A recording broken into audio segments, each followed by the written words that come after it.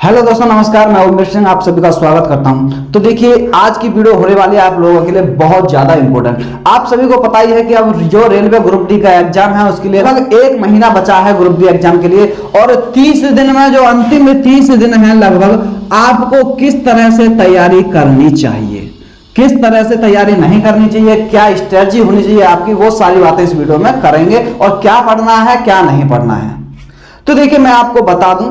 सबसे पहले आप अपना 30 दिन का टारगेट फिक्स करना कि 30 दिन में मुझे रिवीजन भी करना है, सिलेबस भी करना है, सब कुछ करना है 30 दिन में।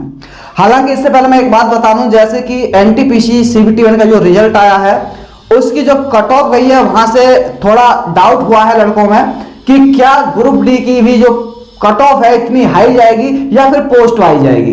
तो पहले मैं आपका ये डाउट क्लियर कर दूं कि ग्रुप डी की जो कट ऑफ है वो पोस्ट वाइज नहीं जाएगी, क्योंकि ग्रुप डी में एक ही लेवल की सारी पोस्ट हैं, सब लेवल 1 की पोस्ट है। तो वहां आपकी कट ऑफ अलग अलग पोस्ट वाइज नहीं जाएगी, वहां एक ही कट ऑफ जाएगी। और आप जो सोच रहे हैं, कुछ लड़के कह रहे हैं कि सर 80 प्लस ही आएगी, सर 90 प्लस ही आएगी, तो ऐसा भी लोगों को मानना है। तो मैं आपको बता दूं, ये कट ऑफ आपकी नहीं जाने वाली है। अगर जनरल की बात करूं, मैं यूआर की अगर बात करूं तो ज्यादा से ज्यादा कहीं की भी जाएगी तो 75 के आसपास रहने वाली है। वहीं ओबीसी की अगर मैं बात करूं तो ओबीसी की 70 और 75 के बीच में ही रहेगी, इससे आगे पीछे नहीं होगी। और एससी की बात करूं मैं तो एससी की जो कट ऑफ जाएगी वो देखिए कम से कम 60 के आसपास रहने वाली है, और एसटी की वहीं 58 के आसपास कट ऑफ रहने वाली है। तो इनकी कट ऑफ तो इतनी जाने वाली है, और आपको इसी हिसाब से अपनी तैयारी करनी है।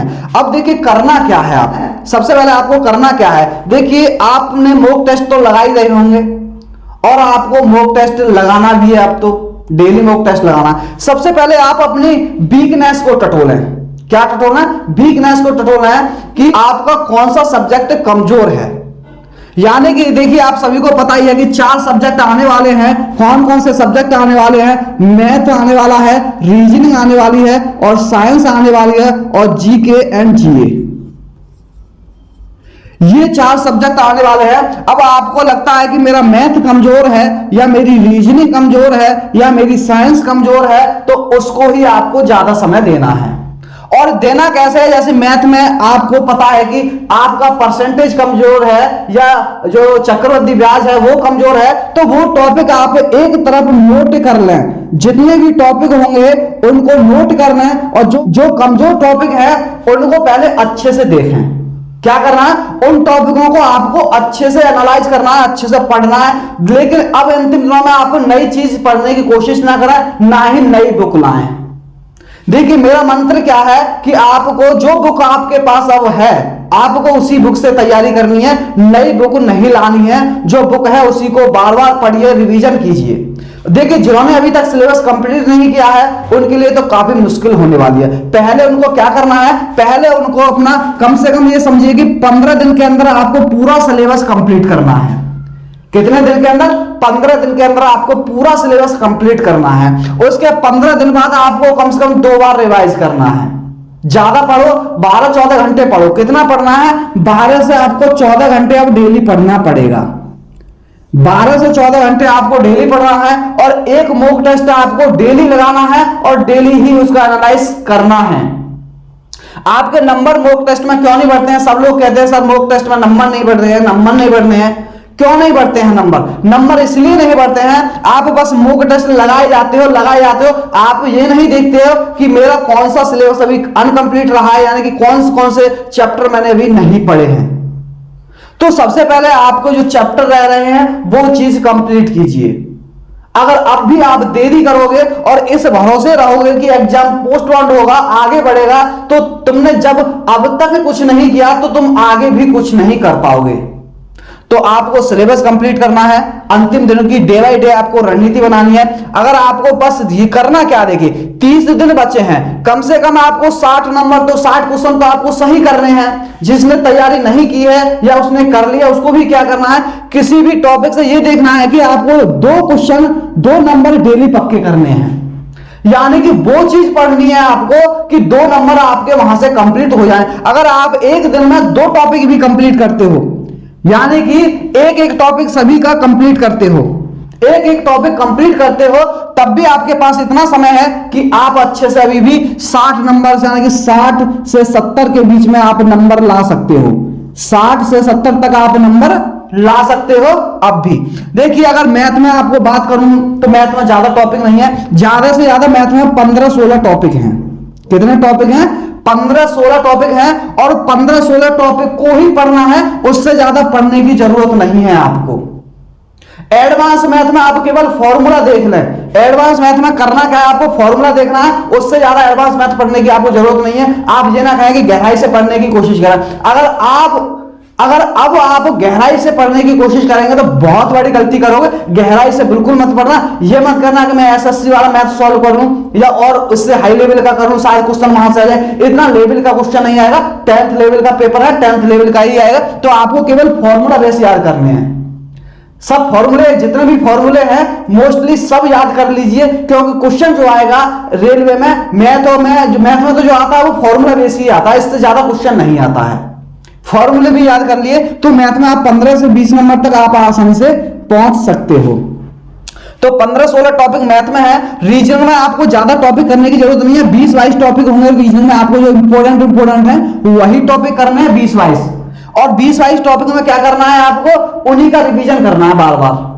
देखिए आप चाहे तो एक दिन में रीजनिंग के 3-4 टॉपिक खत्म कर सकते हैं। एक आध टॉपिक ऐसा है जो बड़ा है, बाद बाकी 3-4 टॉपिक एक दिन में ही खत्म कर सकते हैं। अगर 2 घंटे बैठ गए ना आप रीजनिंग को लेकर के, तो 2 घंटे में आप रीजनिंग के 3-4 टॉपिक आसानी से खत्म कर दो। और आपको करने होंगे, सिलेक्शन लेना है तो खत्म करने होंगे। साइंस भले ही आपको हार्ड मालूम पड़े, लेकिन साइंस में आपको करना क्या है, सबसे बढ़िया चीज है साइंस में, आप चैप्टर के जो भी हैं उस चैप्टर के क्वेश्चन याद कीजिए। देखिए साइंस में भी अगर आप 9th 10th के एनसीईआरटी पढ़ोगे ना, तो उसमें 30 चैप्टर हैं।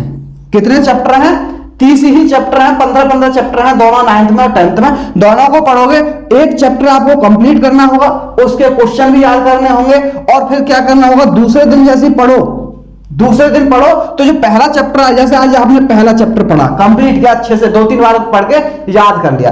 अब जब दूसरे दिन आप पढ़ोगे तो दूसरे दिन क्या करना है, पहले तो इस वाले चैप्टर को रिवाइज करना है कि कौन कौन से क्वेश्चन थे, एक बार लिख करके याद जरूर करना है। दूसरे दिन लिख करके एक बार क्या ये वाला क्वेश्चन थे, ऐसे लिख करके याद करना है। उसके बाद दूसरा चैप्टर जब दूसरे दिन अगले दिन आपको पढ़ना होगा। तो इस तरह से आपको ये चीज करनी होगी। और जीके पर आपको ज्यादा ध्यान नहीं देना है। जीके में जो करना है आपको स्टैटिक जीके, यानी कि स्टैटिक जीके के क्वेश्चन लगभग कहीं से भी कोई सी लूसेंट ले लो, लूसेंट में लास्ट में स्टैटिक जीके है, वो आराम से आप कर सकते हो। यानी कि कौन क्या है और प्रथम पुरस्कार कैसे मिला था, ये पुरस्कार के क्षेत्र में, तो ऐसी चीज कुछ याद कर लो स्टैटिक जीके में। वहीं से आपके 2-3 क्वेश्चन आसानी से फंस जाएंगे। आप जीके को कितना भी पढ़ लो, कम से कम देखिए करंट के 10 क्वेश्चन आएंगे, जीके के 10 क्वेश्चन आएंगे। और आप सोच रहे हैं मैं जीके ही पढ़ूंगा, जीके ही पढ़ूंगा, तुम कितना भी पढ़ लो फिर 5-6 क्वेश्चन ही कर पाओगे जीके में, 5-7 कर दोगे, इससे ज्यादा नहीं कर पाओगे। और कम पढ़ोगे तब भी 3-4 क्वेश्चन आसानी से आप कर सकते हो। तो इस पर आप टाइम ज्यादा वेस्ट नहीं करना। आपको जो ज्यादा टाइम वेस्ट करना है वो करना है मैथ और रीजनिंग पर। मैथ और रीजनिंग पर आपको सबसे ज्यादा टाइम वेस्ट करना है, क्योंकि अगर आपने मैथ और रीजनिंग अच्छे से कवर कर लिए, और मैथ में आपने 20 नंबर तक की तैयारी कर ली और रीजनिंग में आपने 25 तक की कर ली, तो यहीं से आपके 45 क्वेश्चन हो जाते हैं। अब बात बची 15-16 क्वेश्चन की, तो 15-16 क्वेश्चन इन दोनों में लाना बड़ी बात नहीं है। तो ये चीज आपको करनी है, डेली का रूटीन बनाना है। और अब कुछ भी नहीं करना है, 30 दिन का पूरा, यानी एक भी दिन अब गैप नहीं रहना चाहिए आपका। 30 दिन का पूरा शेड्यूल तैयार कर लीजिए। आज ही क्या करना है आपको, आज ही एक जो होगा मेन पेज आपका फ्रंट पेज, जैसे आप यहां पढ़ते हैं ना, जिस रूम में पढ़ते हैं, वही एक इस तरह का एक व्हाइट पेपर लेना, वहां लिखना मैथ, रीजनिंग, साइंस और जीके को डैश भी कर सकते हैं। तो आपको करना है कि मैथ 3 घंटे पढ़ना है। पढ़ना कैसे, 1 घंटा यूट्यूब पर वीडियो देखूंगा, और 1 घंटा क्या करूंगा, बुक से पढ़ूंगा, और 1 घंटे क्या करूंगा, क्वेश्चन सॉल्व करूंगा। ये चीज इसी तरह से इसमें करनी है कि और लिख लेना क्या है पता, जैसे मैथ है आपको डाल लेना है, जैसे कल 23 तारीख है, 124 है, कोई सी तारीख हो, आपको क्या करना है डेट के हिसाब से, जैसे मुझे 23 डेट है 23 को मुझे पढ़ना है नंबर सिस्टम 23 को पढ़ना है, ठीक है। 24 को पढ़ना है मुझे परसेंटेज, 25 को पढ़ना है प्रॉफिट एंड लॉस, 26 को पढ़ना है SICI। इस तरह से 14-15 टॉपिक हो जाएंगे। फिर करना है कि मुझे नंबर सिस्टम का जो रिवीजन करना है ये करना है मुझे, जैसे लगभग 4 तारीख आ जाए, 5 आ जाए कि 5 तारीख को फिर मुझे इसका रिवीजन करना है, 6 तारीख को इसका रिवीजन करना है, 7 तारीख को इसका रिवीजन करना है। तो इस तरह से एक पेज पे आप अपना पूरा शेड्यूल बनाना है कि मुझे इस डेट को ये चैप्टर पढ़ने हैं। हालांकि इसमें आपको 1-1.5 घंटा लग जाएगा, 1 घंटा करीब आप इसमें वेस्ट करना और अपना शेड्यूल बनाना है कि मुझे इस डेट को बस यही टॉपिक कंप्लीट करना है और इस डेट को ये टॉपिक कंप्लीट करना है। तो उस हिसाब से जब आप दूसरे दिन शुरुआत करोगे जगने के बाद में, आप अपना शेड्यूल देखना कि आज डेट कौन सी है। आज अगर 24 है तो 24 को मुझे क्या पढ़ना है, तो 24 को मुझे ये चीज पढ़नी है, 24 को ये पढ़नी है, 24 को ये पढ़नी है और वही चीज पढ़े।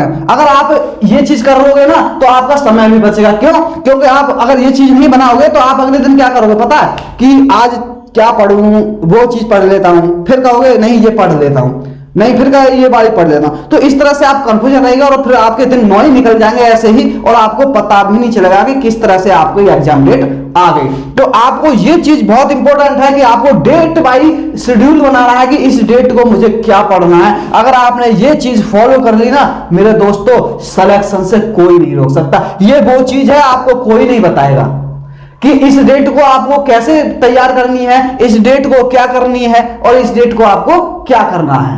तो इस तरह से आपको शेड्यूल बना के तैयारी करनी है और 30 दिन का परफेक्ट प्लान बनाना है आपको।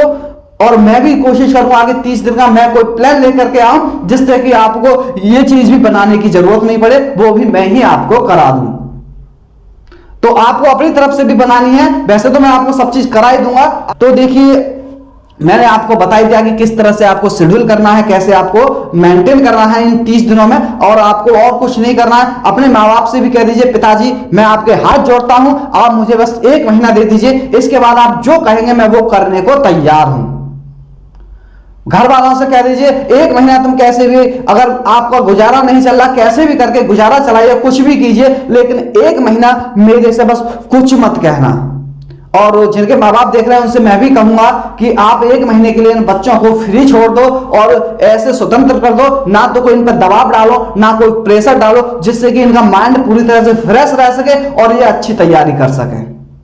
होता क्या है, अगर तुम्हारे माइंड में कोई भी टेंशन रहेगी तो आपका पढ़ाई में मन नहीं लगेगा और आप अच्छे से पढ़ नहीं पाओगे। तो आपको ये चीज बहुत जरूरी है, आपको ये करनी होगी, अपने माइंड को फ्रेश रखना होगा। अगर कोई भी चीज होती है, अगर आपके माइंड में दिक्कत आती है, यानी कि कोई टेंशन होती है आपके दिमाग में, तो 1-2 दिन निकल जाएगा, खराब हो जाएगा आपका।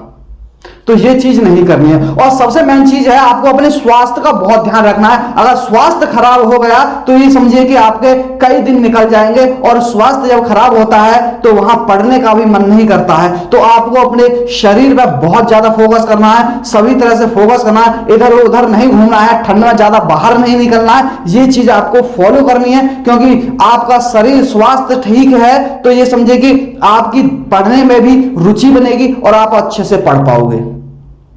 तो आज की वीडियो में बस इतना ही। अगर आज की वीडियो अच्छा लगा हो आपको तो वीडियो को लाइक शेयर जरूर करना। जो मेरे चैनल पर नए जुड़े हैं चैनल को प्लीज सब्सक्राइब करना। तो इस वीडियो में बस इतना ही। थैंक यू, धन्यवाद।